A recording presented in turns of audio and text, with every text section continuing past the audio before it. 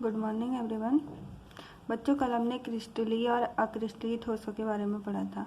आज हम पढ़ेंगे क्रिस्टलीय ठोसों का वर्गीकरण। ठीक है, जो आपके क्रिस्टलीय ठोस है उसको हम किसके बेसिस पर पढ़ेंगे? बंधन की प्रकृति के आधार पर क्रिस्टलीय ठोसों का वर्गीकरण। बंधन का मतलब होता है कि इनके बीच में जो अणु और परमाणु होंगे वो आपके किस किस प्रकार से बंधे हुए होंगे, इसके बेसिस पर, उसके आधार पर हमने क्या पढ़ना है? क्रिस्टलीय ठोसों का वर्गीकरण। तो क्रिस्टलीय ठोसों को कितने भागों में बांटा? आपका 4। पहला आपका आयनिक ठोस, दूसरा आपका आणविक ठोस, तीसरा आपका धात्विक ठोस, चौथा आपका सहसंयोजक ठोस। तो हम पहले बात करते हैं आपके आयनिक ठोस के बारे में कि हमारे आयनिक ठोस क्या होते हैं। तो ये धनात्मक एवं ऋणात्मक आवेशित कणों से मिलकर बने होते हैं जो संपूर्ण क्रिस्टल में नियमित रूप से अविन्यासित रहते हैं। धनात्मक और ऋणात्मक आवेशित का मतलब होता है आपका, जैसे एग्जाम्पल है NaCl। तो Na पे कौन सा चार्ज होता है? आपका पॉजिटिव चार्ज होता है, और Cl पे कौन सा चार्ज होता है? आपका नेगेटिव चार्ज। तो ये दोनों अणु जो आपके जिस बंध से बंधे होंगे उसी को हम क्या बोलते हैं? आपके आयनिक बॉन्ड। मतलब ये आयनिक बंध से आपस में क्या होंगे? आपके बंधे होंगे। ठीक हो क्या? दूसरा आपका एक अणु में इन आयनों के मध्य प्रबल स्थिर वैद्युत आकर्षण बल पाया जाता है, और इनके बीच में क्या होगा? आपका प्रबल फोर्स होगा, प्रबल बंध होगा, स्थिर वैद्युत आकर्षण बल पाया जाता है। ठीक है। तीसरा पॉइंट है ये ठोस, कठोर एवं भंगुर होते हैं। भंगुर का मतलब होता है ये आसानी से क्या होता है? आपके टूट जाते हैं। ठीक है। चौथा पॉइंट है आपका इनके गलनांक और कथनांक उच्च होते हैं। अब गलनांक और कथनांक उच्च इसलिए होते हैं क्योंकि इनके बीच में क्या आपका प्रबल स्थिर वैद्युत आकर्षण बल पाया जाता है, बहुत स्ट्रॉन्ग फोर्स है। तो ये प्रबल स्थिर जो वैद्युत आकर्षण बल है इसको तोड़ने के लिए हमें क्या होगा? ज़्यादा एनर्जी देनी पड़ेगी, ज़्यादा टेम्परेचर बढ़ाना पड़ेगा। तो इसलिए इनके गलनांक और कथनांक क्या होते हैं? आपके उच्च होते हैं। ठीक है। और अगला पॉइंट है आपका ठोस अवस्था में कुचालक विद्युतरोधी होते हैं। वह गलित अवस्था में जल में घोलने पर आयन गमन के लिए मुक्त हो जाते हैं और वे विद्युत के सुचालक करते हैं। मतलब ठोस अवस्था में कुचालक होते हैं। अब आपको पता है कि किसी भी एटम के अंदर क्या होता है? किसी भी इसके अंदर आपके क्या बोलते हैं? जब क्या होंगे? फ्री इलेक्ट्रॉन होंगे, मतलब मुक्त इलेक्ट्रॉन होंगे, तभी आपके क्या हो सकती है? इसमें विद्युत धारा क्या हो सकती है? प्रभावित हो सकती है। और जब फ्री इलेक्ट्रॉन मिलेंगे तो आपके क्या होंगे? विद्युत धारा क्या होगी? प्रभावित होगी, जिसके कारण क्या होते हैं आपके? ठोस अवस्था में तो कुचालक होते हैं। कुचालक इसलिए होते हैं क्योंकि इसमें आपके क्या होते हैं? मुक्त इलेक्ट्रॉन उपस्थित नहीं होते हैं। जब आप इसको क्या करोगे? मानने के लिए आपने NaCl को वाटर में घोल दिया या जल में घोलोगे NaCl को। ठीक है। तो आपका जो NaCl है ये आयनों में ब्रेक हो जाएगा, मतलब इलेक्ट्रॉन Na+Cl-। अब ये क्या करेंगे? आपके वाटर में मुक्त मूव करेंगे, मतलब मुक्त रूप से क्या करेंगे? इसमें प्रभावित होंगे। तो जिसके कारण ये क्या होंगे? आपके विद्युत के सुचालक होंगे। ठीक है। इसका एग्जाम्पल है आयनिक ठोस का NaCl, ZnS, Ki आदि। अब आपका दूसरा है आणविक ठोस। आणविक ठोस में पहला है आपका अध्रुवी आणविक ठोस। अध्रुवी का मतलब इसमें कोई भी आपके ध्रुव उपस्थित नहीं होंगे। इसकी आगे परिभाषा क्या? वे ठोस जो या तो परमाणुओं, उदाहरण निम्न ताप पर आर्गन और हीलियम, अथवा अध्रुवीय सहसंयोजक बंधों से बने अणुओं, उदाहरण निम्न ताप पर H2, Cl2 और I2 द्वारा बने होते हैं। ठीक है। मतलब ये क्या होंगे? आपके अध्रुवीय सहसंयोजक बंध से बने होंगे जो अणु होंगे आपके। ठीक है। इसका सेकेंड पॉइंट है क्रिस्टल के अणुओं के बीच में, क्रिस्टल के अणुओं के बीच दुर्बल वान डेर वाल्स बल पाए जाते हैं। इस दुर्बल बलों के कारण ही आणविक ठोस मुलायम होते हैं तथा आसानी से वाष्पित हो जाते हैं। आसानी से वाष्पित हो जाने का मतलब आसानी से आपके होंगे वाष्प रूप में बदल जाएंगे आपके। जैसे इसका एग्जाम्पल है आपका नेप्थलीन बॉल, जिसका आम भाषा में हम क्या बोलते हैं?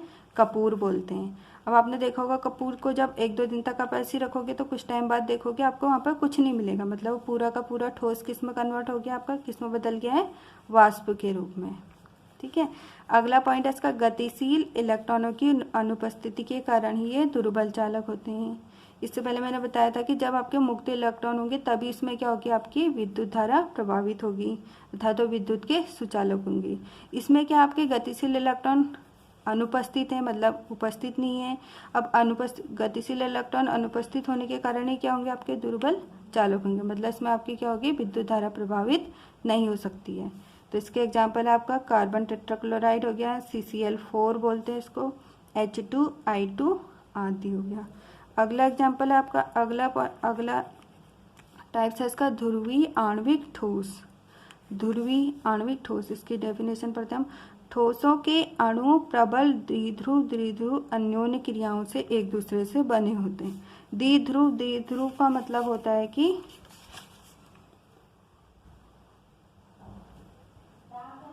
द्विध्रुव, इसको इंग्लिश में आप डाइपोल भी बोल सकते हो, मतलब जिसके दो ध्रुव हों, ठीक है।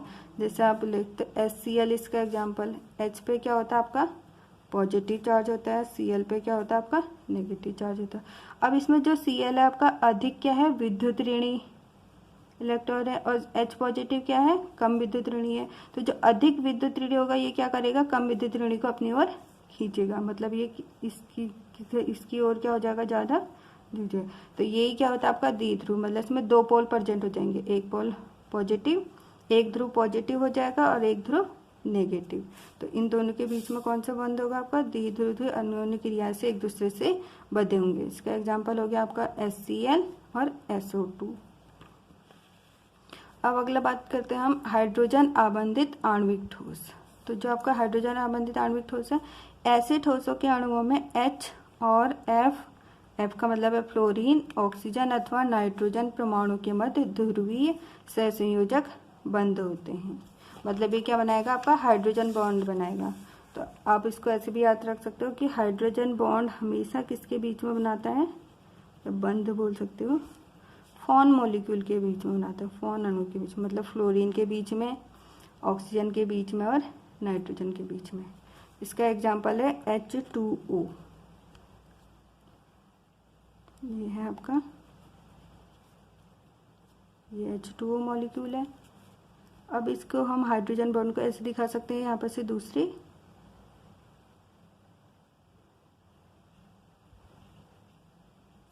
हाइड्रोजन मॉलिक्यूल से जुड़ जाएगा, तो जो ये आपका डॉट है ये आपका क्या होगा, हाइड्रोजन बॉन्ड, ठीक है। या आप इसको हाइड्रोजन आबंध भी बोल सकते हो। तो इसका उदाहरण हो गया आपका H2O बल्ब। अब है अगला आपका तीसरा टाइप है क्रिस्टलीय ठोस का, धात्विक ठोस।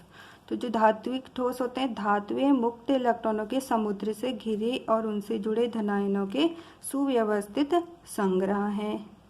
सुव्यवस्थित संग्रह का मतलब धात्विक ठोस का मतलब है आपका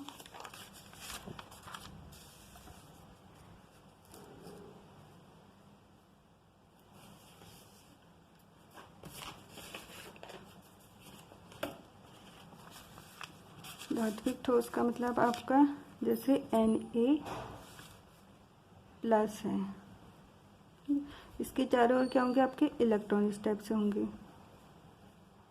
मतलब हमने पढ़ा था कि जो धातु क्या होता है, इलेक्ट्रॉनों के समूह से घिरे हुए होते हैं, इस टाइप से चारों ओर से क्या होंगे, इलेक्ट्रॉन फ्री होंगे, मतलब, ठीक है। या आप ले सकते हो Fe2+ ले सकते हो आयरन का, इसके चारों ओर भी क्या होंगे, आपके इलेक्ट्रॉन होंगे इस टाइप से, ठीक है।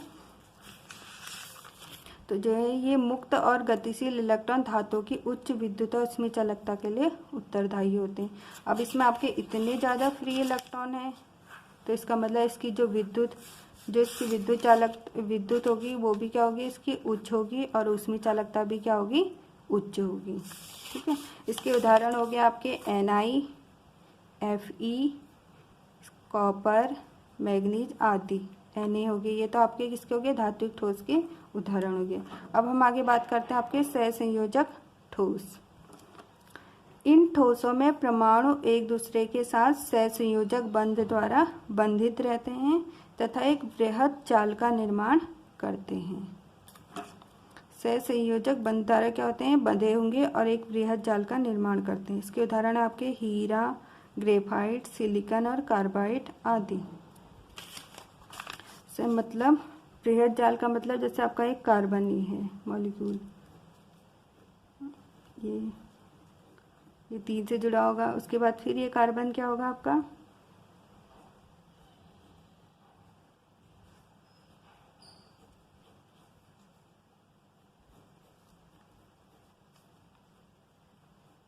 इस टाइप से आपका आगे को क्या होगा, एक बृहद अणु, बृहद जाल जैसा बना देगा आपका। ठीक हो क्या। तो इसी को हम क्या बोलते हैं, आपका सहसंयोजक ठोस बोलते हैं। सहसंयोजक का मतलब होता है कि बराबर इलेक्ट्रॉनों की साझेदारी हो जाएगी। ठीक हो क्या। तो उसके थ्रू आपके क्या होंगे, आपके एक दूसरे से बंधे होंगे, उसी को हम क्या बोलेंगे, आपके सहसंयोजक ठोस। इसके उदाहरण हीरा, ग्रेफाइट, सिलिकॉन कार्बाइड आदि हो गया। अब हम कल पढ़ेंगे हीरा और ग्रेफाइट के बारे में। Thank you.